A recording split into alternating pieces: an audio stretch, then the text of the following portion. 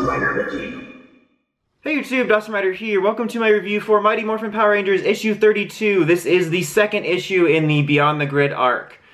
So, this series is interesting so far. I'm very mixed on it. I did enjoy the first issue, and I did not enjoy this one, but I feel like overall this arc so far, I mean we're only 2 in, but so far is just a little bit of a rockier start.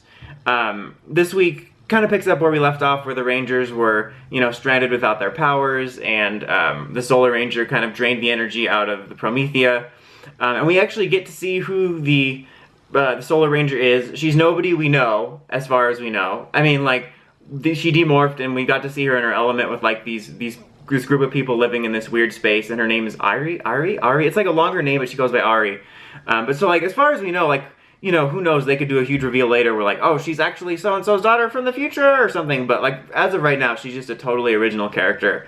But we get to find that out, and she's kind of baffled by encountering this character who is Crone, who is wearing an armor like hers, and she uses a device that she calls a Solarix. There we go, I had to cut away and look it up. It's like the Solarix, and she talks about vortex energy, so it seems like she definitely just interprets everything Ranger and Morphin Grid related in a different way with her own terms. There's probably a chance that, it does work differently, given that the grid's either not here at all, or it's in such limited function that they have to drain it away in some ways. But basically the way I interpreted it is that obviously things work a little bit differently because the Morphin Grid's not directly connected like the regular dimensions, but it's some of the same concept, she just has different terms for it. And the Solarix kept reminding me of the Omnitrix. But basically, that's how she does it. She's talking about that and how she ran into another warrior like her.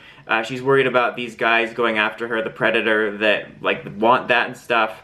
And then the other Rangers show up to find her, and they morph. And then she's like, oh no, the vortex energy is going to draw them here, and it, starts drawing them there. And basically, we kind of get, I was actually surprised how quickly we got a little bit more set up into the status quo of things. We got to meet Ari as Solar Ranger, see her friend, a little bit of what their life's like, and who the enemies are. There's a greater threat, obviously Solar Ranger's not the main antagonist. And so we got this core kind of setup of the mechanics and these people that are after her, and the villain, we get a final shot of him, and he looks kind of monstrous. He definitely has some elements that remind me of Ranger stuff, his helmet triangle thing reminded me of Time Force Reds and stuff like that. So that was interesting.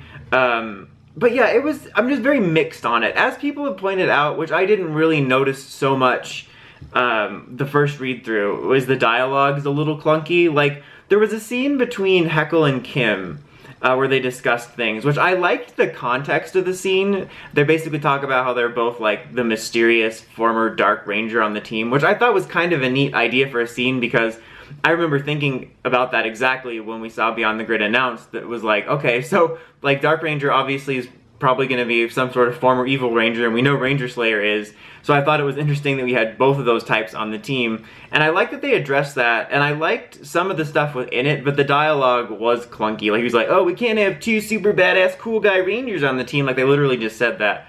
So there's definitely some weird clunky bits in there, but I appreciated the context of the conversation, and him explaining to us that he's from a further point in that Dino Charge timeline, because Tyler and them that were with them are from somewhere in Supercharge, obviously, because I know who Heckle is, but he's from sometime after the events of Supercharge when he becomes Dark Ranger, so he gets some clarification on that.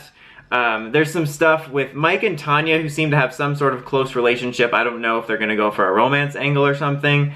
And some people have been complaining about oh, it seems way out of character, why would they all of a sudden be close? But I mean, there is stuff that we haven't seen from these characters interacting during the Shattered Grid battles. So I'm going to give it the benefit of the doubt for right now, just hoping that maybe we'll get because we're getting a whole flashback issue for Heckle. I'm hoping we might get at least a panel or something that might flash back why Tanya and Mike might have formed some sort of bond during the Draken fight, instead of, or maybe even when they're just floating around during the whole time they were in space, or both. Because it does seem kind of random, but I guess because I know that there's a bunch of stuff we haven't seen that's off page or off screen of what the Rangers did when they fought Draken, and during this whole time they've been lost. I can kind of forgive it for that, because they're obviously all somewhat familiar with each other. We never had a scene really in these first 2 issues where there's like a get to know you portion. I mean, like the stuff with Heckle and Kim, but like they know who each other is. They're familiar with each other enough to like, you know, go on missions and plot stuff. So I'm just kind of assuming there was some of that pre-setup, but it would be great if they're going to do this Tanya Mike bit to expand on that and let us know a little bit more why, rather than just letting us, you know, have it be implied.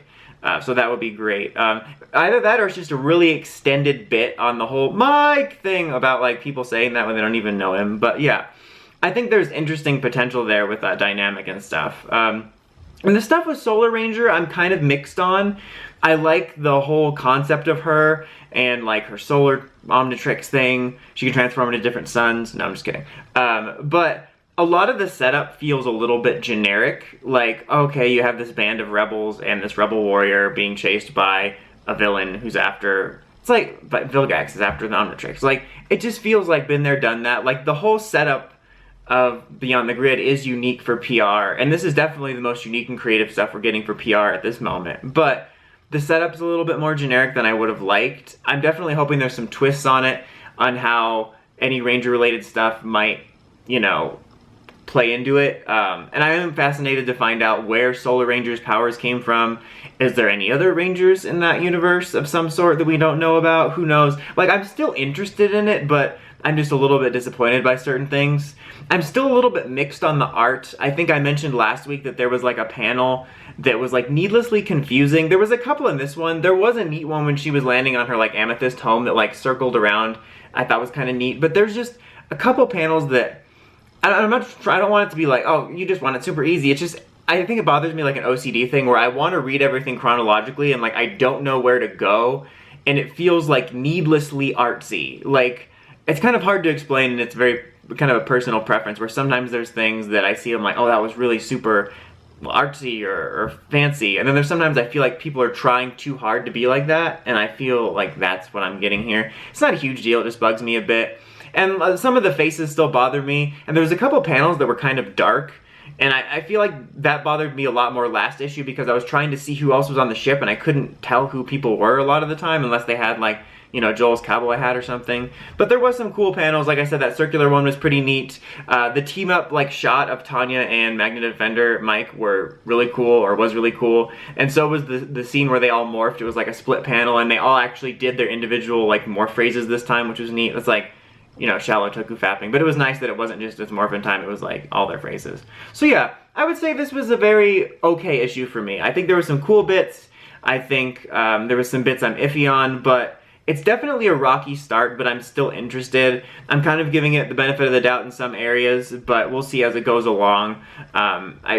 I hope it gets a little bit better and a little bit more intriguing, but you know, we'll see. Overall, I'd probably give this issue a, let's do 6.7, I guess. That's a weird score, but hey, I'm going with it. Anyway, that's about it. Until next time, don't forget to like, comment, subscribe, and don't forget to climb the steps and ring that bell to get the notifications from my videos. Till next time, Dawson Ryder, signing out.